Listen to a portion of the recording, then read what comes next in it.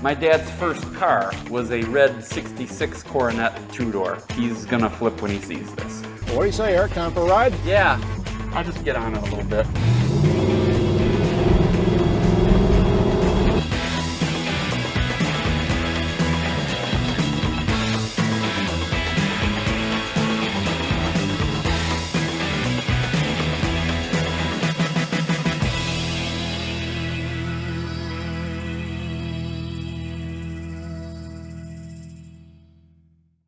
On this episode of Chase Classic Motors, we're enlisting the family grocery getter and joining the Dodge Rebellion.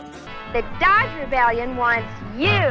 By day, the 1967 Dodge Coronet was a sensible, mid-sized family car that Dad drove to work and Mom drove to the store. With crisp, stylish lines and upscale options, this Mopar showed the neighbors that your middle-class family life was all right. But once the sun went down, those two righteous letters up front spelled 440 power and burning rubber all the way from Woodward Avenue to Telegraph Road. This ruby red Mopar is packing the RT package, and that means some serious big block power from 440 cubes.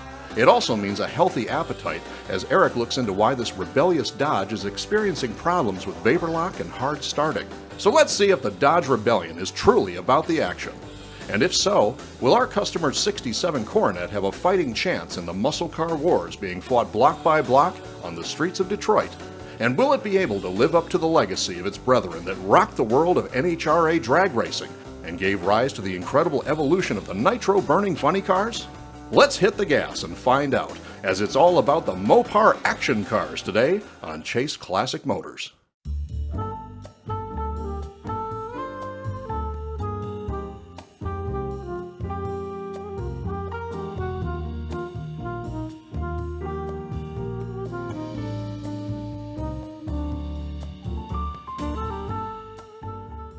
How we doing, Eric? Okay. Making progress. What is this you've got on the lift today? It's beautiful. It's a 67 Dodge Coronet. So. And not just any Coronet, this is the RT Coronet. Yep, this is the go fast one. When this car's done, I gotta drive it to I gotta test drive it to my parents' house and let my dad see it. My dad's first car was a red 66 Coronet two-door. Not an RT, he had the 318 in it, but he's gonna flip when he sees this. Well, I'm already flipping because this car, being an RT package, is packing the mighty 440 V8. Yeah, it is. So what did it come in for? The customer brought it in complaining that when he runs it, gets it hot, and then turns it off and it hot soaks, that it gets vapor lock. That was a common problem on vehicles of this era, wasn't it? I don't think it's as common as people think, but yeah, it did happen a lot. Especially, like you said, a hot soak is when it would happen the most, really. So in order to address that kind of an issue, what did you end up doing with this car?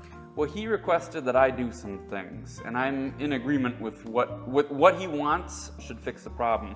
So he wanted, something that they did on these cars, I should point out, right away, is if you are having a hot soak problem on a car like this that doesn't have a fuel vapor return, a lot of times you'll find you got the wrong gas cap on it. Because people would take, they lose the gas caps or whatever, and they get a gas cap for a more modern car and thread it in there, not knowing that they need a vented gas cap. So if you think about what happens in a gas tank, the fuel pump is sucking fuel out of the gas tank. Well, air has to go into the gas tank to take up that volume as the fuel level goes down. Now, commence Operation Vacuum Suck. If it doesn't, you're going to create a vacuum in the fuel tank, and then you're going to starve the car for fuel, and you're going to have a lot more problems with vapor lock because the pump has to fight that vacuum to pull the fuel up towards the engine. So if you're having that problem, very first thing you should check is see if you got a vented gas cap, because a more modern car will have a non-vented gas cap, and that's actually for emissions reasons.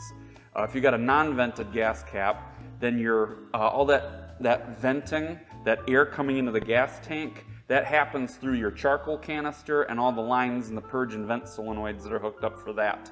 That's what allows your gas tank to breathe without letting fuel vapors go off into the air. But of course, you got a car this old, nobody cared about that. This is before the EPA was even founded. Yeah, matter of fact, this is 1 year before any kind of federal emissions. Now, California had emissions back in '67. My '65 Checker actually has a California emissions package on it, which, you know, is almost nothing. It's basically just a PCV system. I don't know if that's got a vented gas. No, I don't think it does. Anyway, I'm going off on a tangent. We're talking about this car. We're going to do a video on that car later. But this 1967 Dodge Coronet, as you mentioned, this is pre-emissions, effectively. Yep. But So nobody Chrysler cared. was aware that emissions laws were coming out, so they were getting ready and no doubt modifying or re-engineering the fuel management systems. Well, they would. 68 was the first year for any kind of federal emissions. And that kind of helped me to work on this car a little bit, and I'll tell you why and how in a little bit. So anyway, this car does have a vented gas cap on it, and like I said, if you're having problems with vapor lock in a 67 or older car, that's the first thing you want to check, is that you've got a vented gas cap and not a more modern sealed gas cap, which is meant to work with a charcoal canister system.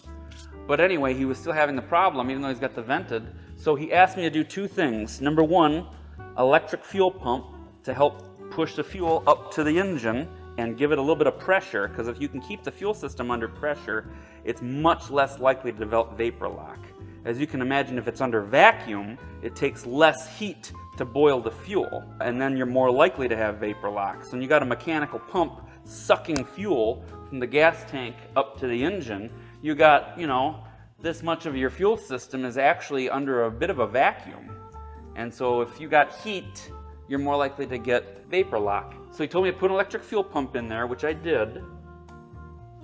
And he wanted me to put in one of the fuel filters with the third fitting on it to vent fuel vapor back to the gas tank. And then, of course, in order to do that, you've got to have another metal line to vent the vapors back. And I can bend up a line. I've done it many times before, but it's actually more cost effective for us to get a pre-bent one, especially since inline tube is just a few miles from here, and they make pre-bent brake and fuel lines for all kinds of cars of this era. Is that the fuel line I see above your head? Yes, it's the brightest thing down here because everything's been undercoated, so everything's kind of black except for this here. That is a stainless steel pre-bent fuel vapor line that I ordered for a B body, but newer than this one. I couldn't order it for a 67 Coronet because it didn't have it. So I ordered it for 68 to 71 B body, I think is what I ordered it for, and it fit perfect. It fell right in. Well, let's follow it along. Where does it go? Well, it goes past my fuel pump here, and it goes up here. And if you're watching this channel, maybe you've seen it before. I don't know how well you can see it, but there's my fuel filter in there with the vent line coming off the side. Well, that looks good. And then where does it go on the supply side of the pump? Up to the carburetor. Okay. And this car does not have the factory carb on it. It's got a Edelbrock AVS on it. And what about on the fuel tank side? Oh, well, of course, we had to have a way to get these vapors back into the tank. And I hate drilling holes, and I hate damaging, I don't want to say damaging, but let's say modifying any part that, you know, you can't replace. So I thought about pulling the gas tank down and drilling a hole through there and putting a fitting on the gas tank itself for our return, but I'd rather do it on the sending unit because that's a, you know, kind of a plug and play part. If someone ever wanted to return this car to bone stock, all they have to do is replace the sending unit. So I took the sending unit out, I took it to my friend Chris, he drilled a hole in there and he soldered a fitting in there for the return line. He was hoping that he could braze it in, to be perfectly honest with you, because brazing will be a little bit stronger. However, the electrical connector for the fuel level sender is on the sending unit, of course.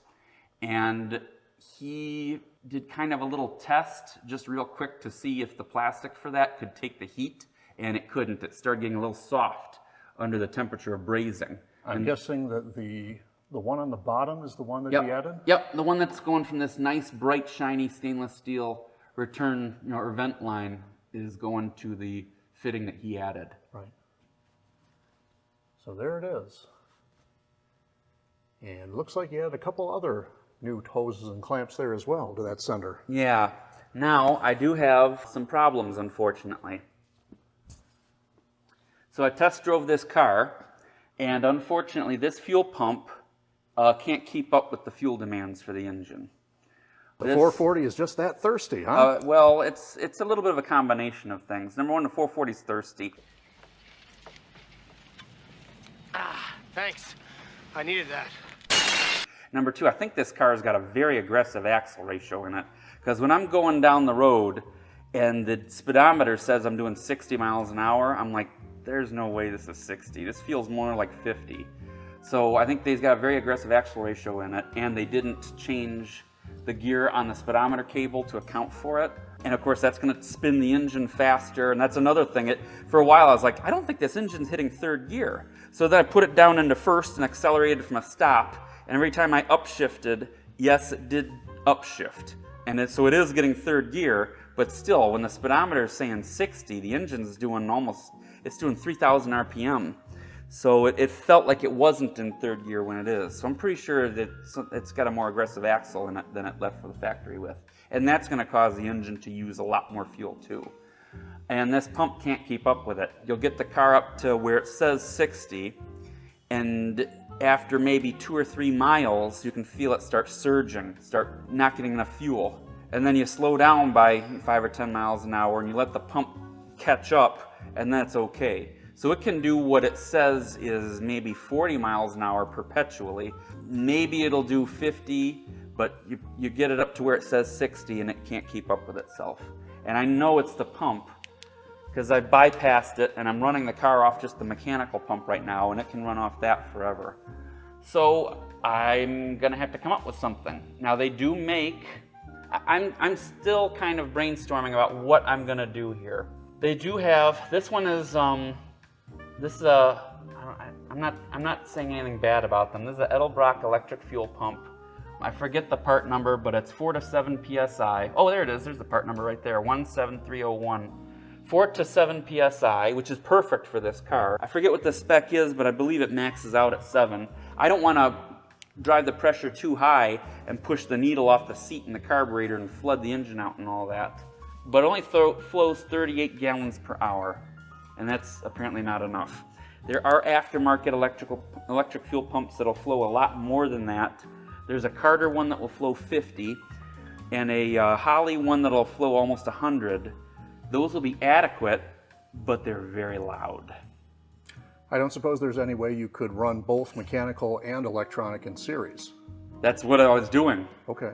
And the mechanical pump just can't suck the fuel through the electric pump powerful enough to do it. Oh, I see. In order for you to maintain freeway speed, even having them in series creates some sort of a restriction? Yeah, the pump is a restriction. The pump itself is the restriction.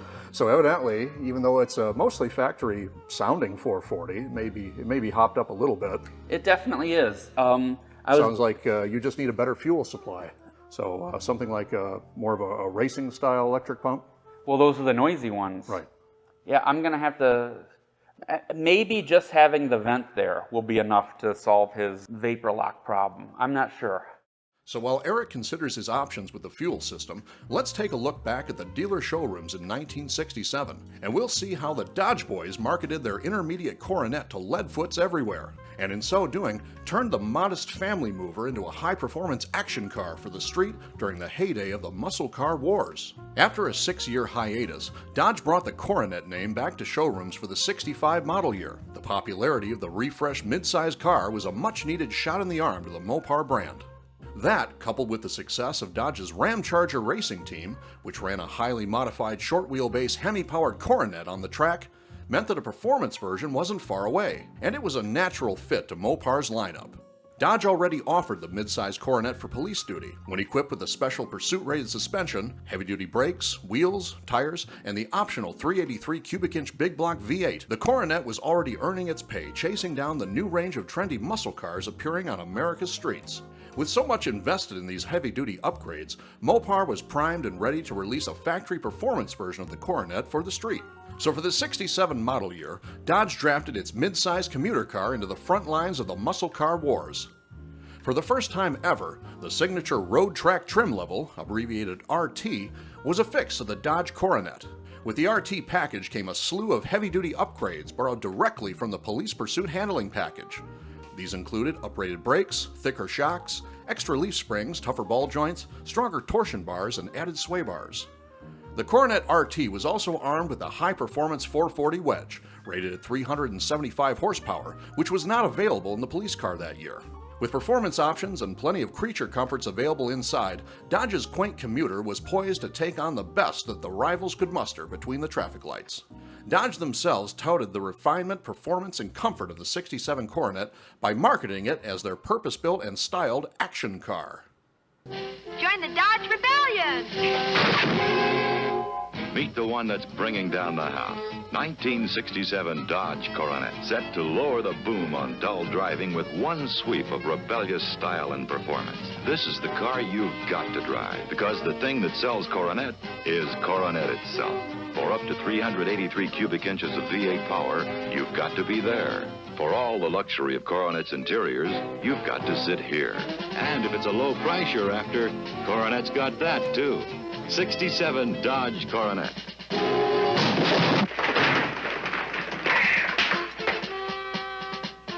Is it all clear? The Dodge Rebellion wants you.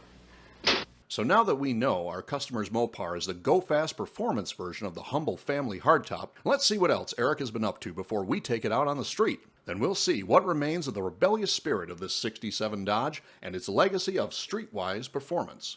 Well, as you bring the car down, we can get a look at the immortal Chrysler 440 RB Block V8.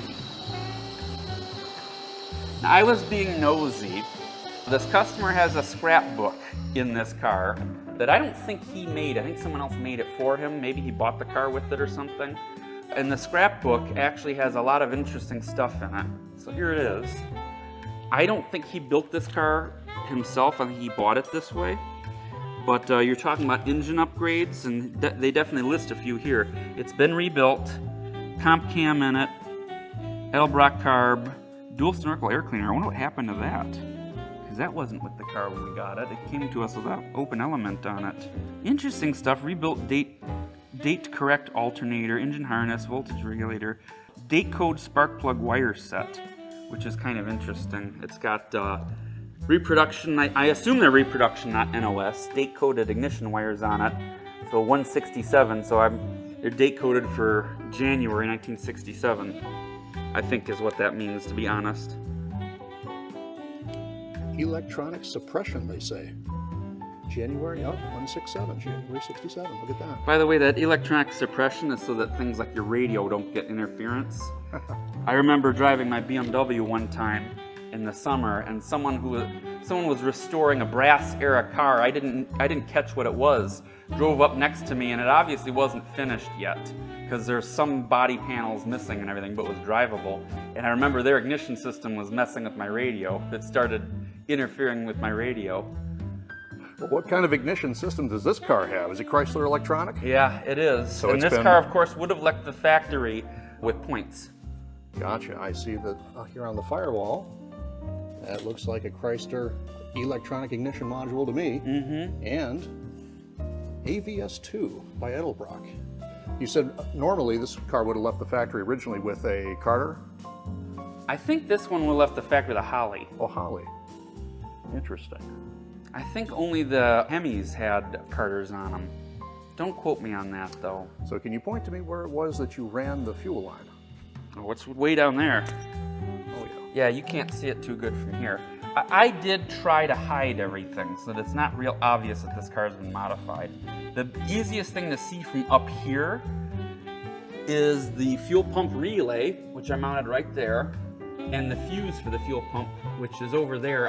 I've got it pulled out right now because, like I told you, I've got the electric fuel pump bypassed so I could make sure that that was indeed the fuel restriction. But right here next to the electronic ignition module, you said was the fuel relay that you added. That's the relay that I put in right there. Control. And that's the housing for the fuse for it that I put in over there. And that supplies when the electronic fuel pump is running and not bypassed like you have it now. That will turn it on as soon as you key the ignition, right? Yep. Well, speaking of which, let's take a look inside this '67 Coronet RT. The images you guys are seeing really don't do this car justice. This is a really, really pretty car. I would call this either a very, very good amateur restoration or a better than average professional restoration, I think.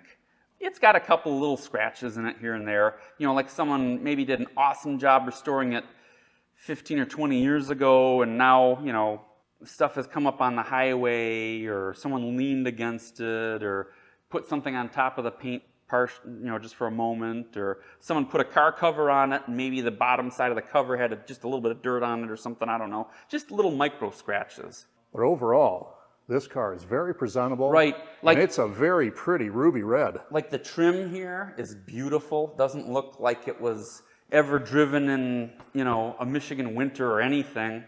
So that's got to be either new old stock or reproduction. And this is 67, so this is the final year of this more formal look before they went to the modern fuselage style in 68. Yeah, and I really like this car. I like the straight lines and the angles on it. But I'm a weirdo. I liked the 80s Volvos too, so. Well, we can see from every angle, this car, this Dodge, exudes that whole Dodge Rebellion spirit they were talking about at the time. Mm-hmm. Here's the vented gas cap. You can hear the vent flopping in there. So this should be the correct gas cap for this car. Well, I know you said you had a little more sorting out to do on this car's fuel system, but how does it run? Oh, it runs pretty good. I mean, it runs smooth, and it's definitely fast. Good enough and smooth enough and fast enough for you to take us on a test drive? I think so. All right. Let's see what we can get up to. It's time to start the Dodge Rebellion in the 67 Coronet.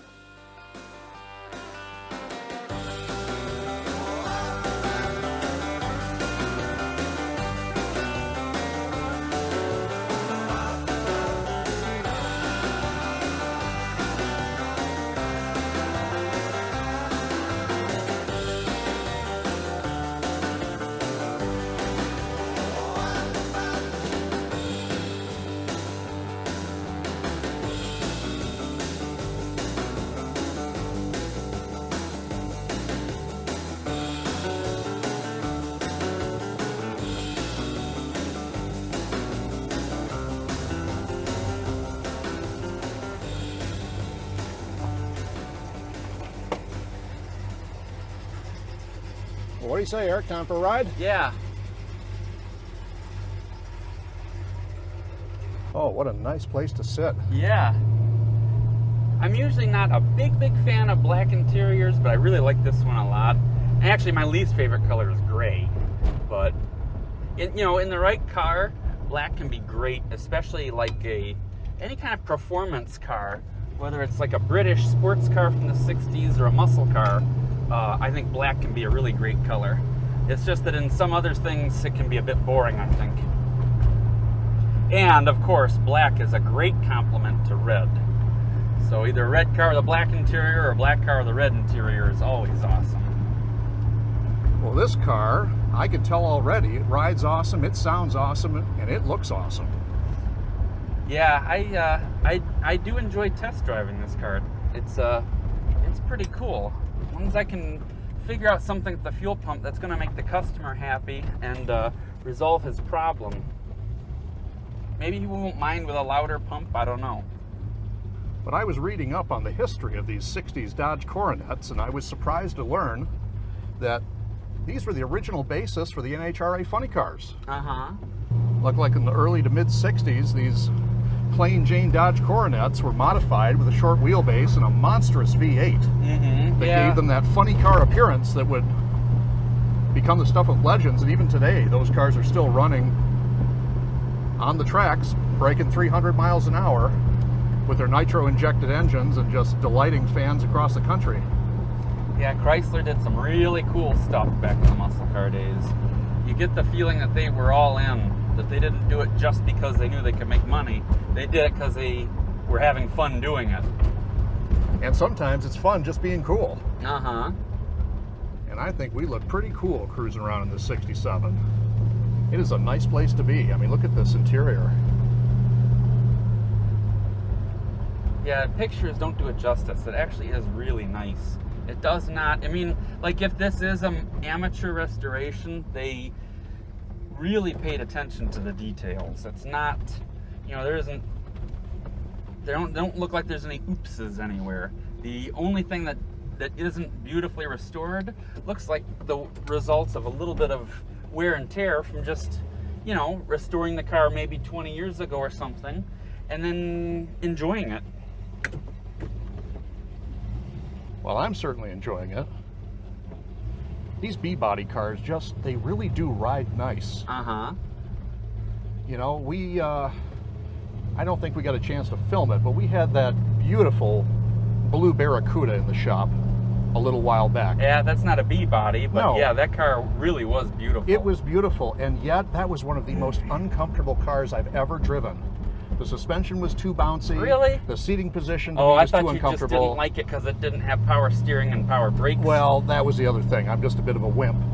But inside this Coronet, not only have you got power steering and power brakes, I take it. Nope. I don't think this car's got either. Oh, You know, I forgot to check about the power steering. It's definitely very heavy at, you know, when I'm turning around the parking lots, but I Okay. know it doesn't have power brakes. well, that was one of the things that just reminded me about what a different generation of automobile this is. Despite the technology existing, a lot of car owners simply didn't order it back in the day. It was still optional. Well, to be honest, you know, if I was ordering a car like this back in the day, I don't think I would have opted for the disc brakes and the power steering. It's fine without it. I mean, I don't feel like I'm working very hard. I mean, as long as you're moving, it's fine. Yeah. And one of the things I've noticed it just sitting, stops fine. and one of the things I've noticed just sitting here shotgun is I am pretty doggone comfortable. And another thing I do want to say while we're on the topic of four-wheel drum brakes, because I'm always defending the old technology. Everyone thinks, oh, that old stuff was junk, you have to upgrade it or whatever. You know, if you do your homework, I think you can make drum brake systems usually work pretty good. Now the caveat to that is some of those drum brake systems, they do have to have asbestos lining. Some of them, and I forget, it's got something to do with cast iron drums and I think steel drums. One of them has to have the asbestos lining, and the other one you can get away with the more modern organic linings because the coefficient of friction isn't right between one and the other. I don't remember off the top of my head which is which, but I'm just saying that, putting that out there for those of you that are watching this and working on your own cars. Let me turn around this way. And you're trying to get your brakes to work properly, and you either want to keep the original four-wheel drum, or you know, maybe you want to keep it because of what we said earlier in this video about a lot of the disc brake systems being junk and stuff like that. And doesn't your Checker have four-wheel drums? Yes. And didn't you say they have a really good coefficient of friction? And yes. They're actually very, very adept at stopping a vehicle that size? Well, this is exactly how I learned this lesson. When I got that car, the shoes that were on it were starting to crack. And I was like, oh, I better have those relined before they fall apart and gouge the drums, because you can't get drums for those cars anymore. So I had them relined, and then I drove the car, and I had to stand on the brake pedal to get it to stop. So I did some homework, talked to some people, and that's when I found out about the coefficient of friction and having to have the asbestos linings. And luckily, I bumped into a guy who had the correct asbestos linings for that car. They were aftermarket, but they were, you know, 45-year-old aftermarket, so it was okay. And I put them on, and the car stops perfect. But that's just something that that you see once in a while. Well, not only does this car stop well and drive well, it also had some pretty gangbuster performance for the mid-60s. Oh, you want me to get on it? Well, when Car and Driver test drove this car, I read their article from '67, Road and Track magazine as well, and they tested the RT and found, yeah, I mean, overall performance was decent for the time. It was 0 to 60 in about 8 seconds and ran a 16 What engine second they quarter have it in, the mile. 444 barrel? Yes. Okay. What axle ratio? That's a good question. I'm 'Cause guessing it was the taller one. Yeah, this car, according to that scrapbook I showed you, they did a breakdown of all the options. They decoded the fender tag, and this car apparently left the factory with a 355. I don't think that's what it's got in it now. I'm not going to floor it because with my luck, I'll break it. You know, these high-performance cars have nothing to prove. I'll just get on it a little bit.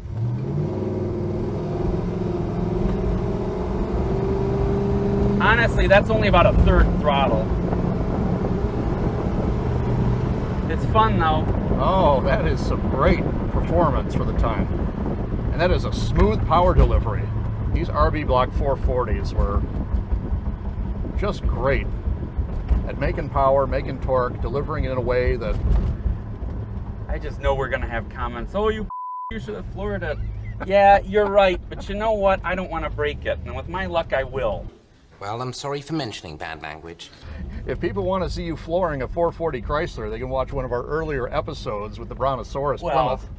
that's our car. If I break that car, I won't have a customer mad at me. And if you don't break it, I'll break it. We definitely like to put our customers' cars through the paces. Well, when and we to work some on them. extent, I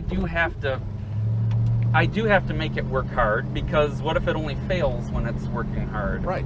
When I get the fuel pump sorted out, the first thing I'm going to do is take it on I-94 and let it drink heavily under, as high load as I can without being afraid, without doing a burnout basically, and make sure it can do it. Because the customer's going to do that every once in a while, and I don't want him coming back saying, oh, when I drive my car like a crazy person, it definitely shows me that something's wrong. So, I have to some extent. One other thing He likes it, I think. Yeah, one other thing If it was my car, I'd do a burnout for him. One of the things I'm always having to get used to is the lack of shoulder belts in these cars. Or the lack of seat belts in general. Safety was just an afterthought at this time still. I love the way these old belts curl up. I don't think you can see it on here, but the mechanism they got for retracting the belt, my Checker has the same thing, and I like it, it's cool. But no, this one doesn't have the shoulder belts, which, in the late 60s would have been tucked up here. And then you'd literally have 2 buckles for it. One for the lap belt and another buckle, totally separate buckle for the shoulder belt, if you guys have never seen it before. I'm not wearing my seat belt because this is a customer's car. If I crash, I'd rather just die so I don't have to deal with the mess. I never know what to say to people at funerals. No, neither do I. I'm terrible. Oh, just say I'm sorry for your loss, then move on. You'll be in our prayers. Thank you. Sorry for your loss. Thank you. Move on. Oh, and then you leave me having to go find a new business partner. But the gauge cluster layout of this car, I think, is very handsome too. Yep. Everything you want. Speedometer, coolant temperature, fuel level, alternator. All those gauges that are suspiciously missing in some of the other cars that we really wish came with them. Oh my Chrysler gosh. did a good job of that at this time period, giving the driver information. Yeah, like my Cadillac. I want to wring someone's neck. How could you not put a coolant temperature gauge in a car? Or worse yet, put in a warning lamp that only goes off after it's too late. Yep. You've got to stop it. Is there any way to stop it? I can't. It's irreversible. Like my raincoat. You're fine, you're fine, you're fine. Oh, by the way, your engine's toast. Just thought you should want to know. But this engine is definitely not toast. This 440 V8 runs smooth and cool.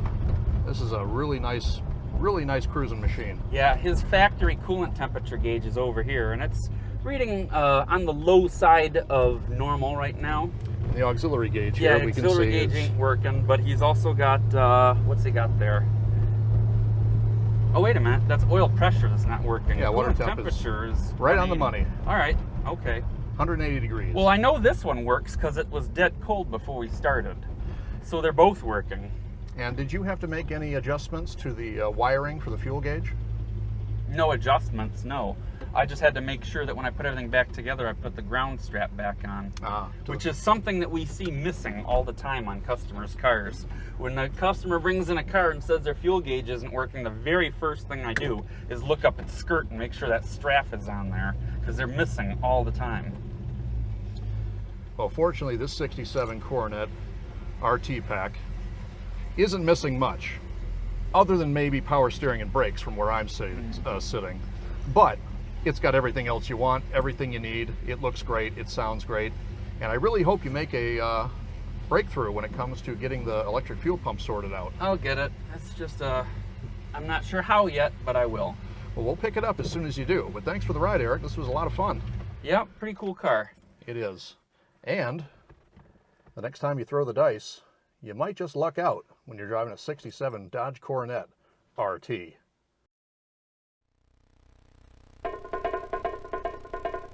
Here come the Dodge boys. Those good guys are back. With a look in their eye. They mean business this time. Their deals are great. Now's the time to buy. See the Dodge boys now for a new kind of deal. Well, friends and neighbors, there you have it. This 67 Coronet RT was a first-rate fighter at home and on the street. And while he continued to put up a fight, Eric eventually settled with the owner on what to do with the fuel pump. From what we've seen, the RT package would soon become synonymous with Mopar performance, and the Dodge Rebellion would be remembered as a fun and humorous marketing campaign, at a time when American culture was embracing 60s youth and the civil rights movement. The Dodge Coronet was shifting too, from traditional family car to a pumped-up performance-oriented muscle car. From now on, the Coronet RT wouldn't be constrained to 383 cubic inches. No, these rebellious Mopars would become available with epic 440 and 426 Hemi power. Dodge even produced superstock versions of the 67 Coronet as its engineers and marketing team fully embraced the drag racing world. And in so doing, they forged a legacy for performance that Mopar enjoys to this very day. If you enjoy automotive content like we do, consider subscribing to our channel or check out our website to join our VIP-only high-speed chase club for early videos and other great perks.